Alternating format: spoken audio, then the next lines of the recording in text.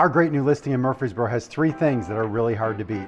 A great location, it was built just a few years ago, and all of your exterior maintenance is taken care of for you.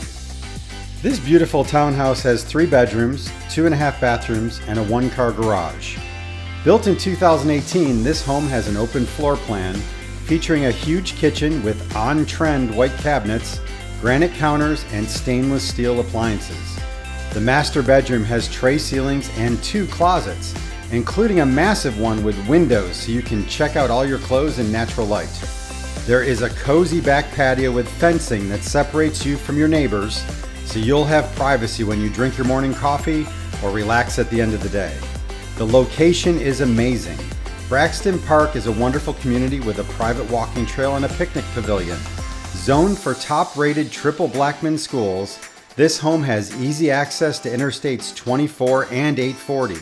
It's also walking distance from the Blackman Community Club, which features an event space, a pavilion, and outdoor recreational basketball and pickleball facilities.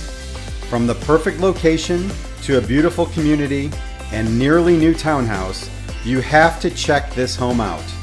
Call or text our real estate hotline to set up your private tour today.